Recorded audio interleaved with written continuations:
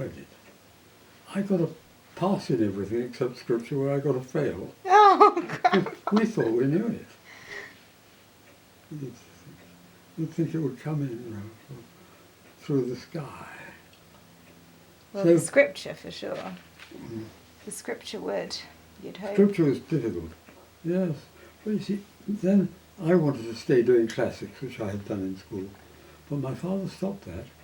I wanted to be a parson. And he sensibly said, you get another profession first.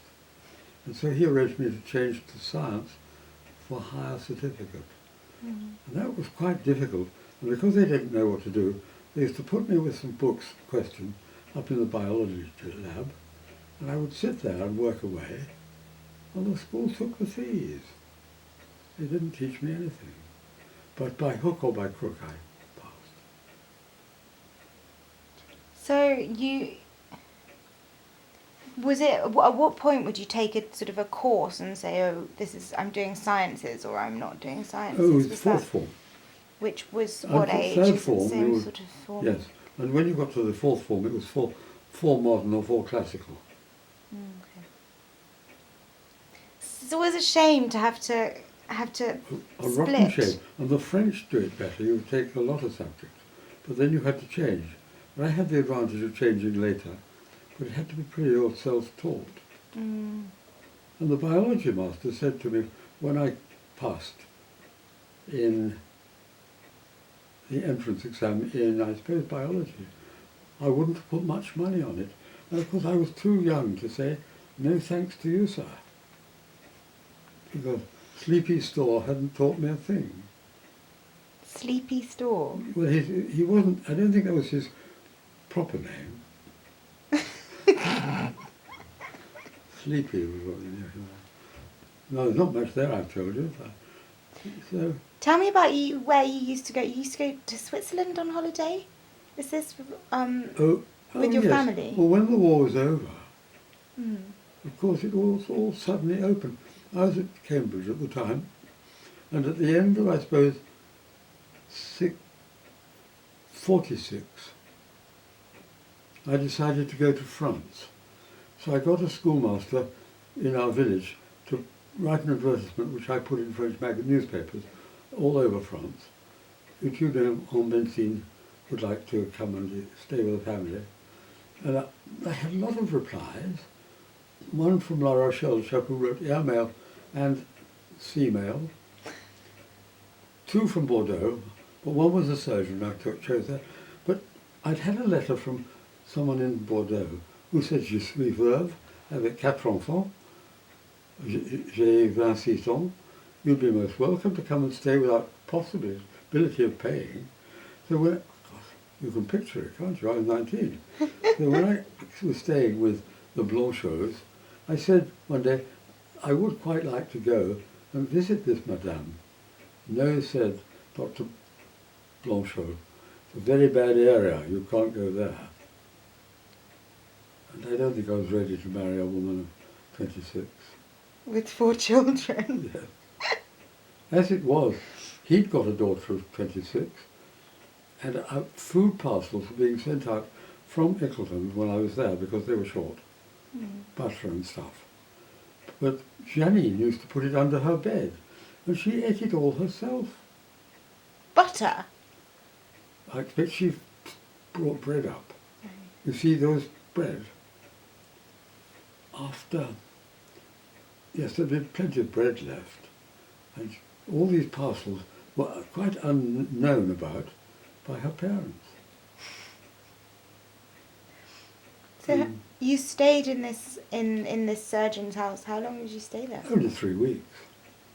Long enough to be invited to become a member of the Bordeaux rowing club, because they said, you come from Cambridge, will you arrange for us to have a fixture against Cambridge? I never managed to fix that. But in the afternoons, I would go out with the youngest son, who was the naughty boy. He was a wine merchant, wine buyer. And he'd take me around to the various proprietors, and I'd try a wine. He said, that's no good, throw that away, try this one. And we said, no, here's another one. And that was great. I think we had a car for that, but times were very, very hard.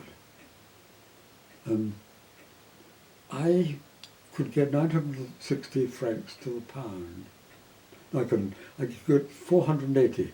But when we went to these nightclubs, I went with Jean-Marie Blanchot, people would come up and offer me double to buy my pound notes. And so when I got back to England, I was very nervous for some months in case the police would come and knock on my door, having sold our currency. But you doing dodgy deals in nightclubs in France. That was quite exciting to go down to the docks in Bordeaux and see all those funnels sticking out of the water of ships which had been sunk. So then from then on, I've always had I don't know why I should have this longing to go to France. But we did this.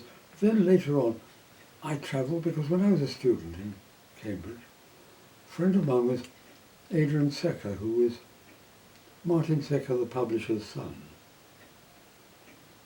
His mother lived in Switzerland with her Swiss banker husband. And so he would be driving out and say, would like to come and share the journey. And I would go out with him. And he went out to get his wallet replenished. I never stayed with them over there. His mother lived in Locarno in the south. I think it's in the Ticino. And in the Ticino, where they speak the Italian, Adrian brought his old 17-year-old Morris and parked it outside the hotel. Well, it was the biggest hotel in the place, the Parco.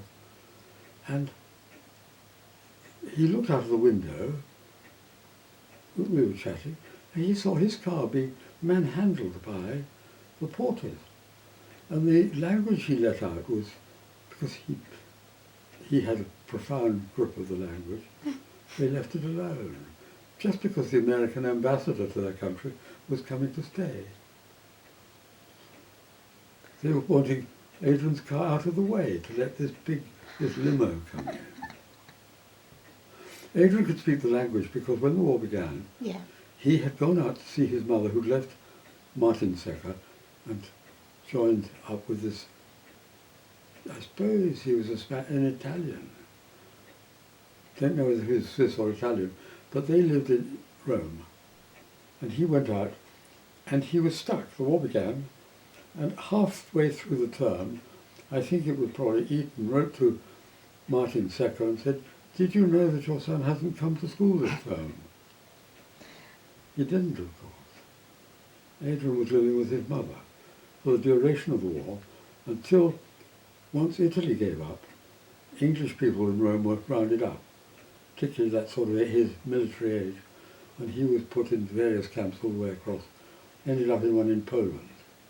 Wow. When he got to Queen's, he knew he was doing modern languages. He didn't need to learn any languages because he spoke them good, like. So he used to sign the Ready It book, at the beginning of term, and then you sign the Exeat book at the end of term. And as long as you've been there 59 nights, that counts as a term. Well, he hadn't been in Cambridge any of that time. He'd been in Ivor, at home. And so he always ate his meals in Queen's, although we weren't criminal, with one hand in his pocket, trouser pocket. He propped his plate up on a spoon and ate with one thing. Because he said, when you're in a prison camp, your pockets get picked whenever you're eating. So never have anything that they can get at. Quite a good lesson. It's so interesting. Sometimes we only went as far as Paris, but made a number of those trips. Why did you two become friends? How did you become friends in the first place? Well, we were having meals together. You had your meals in hall, breakfast certainly. Yes, in the first year, I suppose, we had all our meals in hall. and kindred spirit.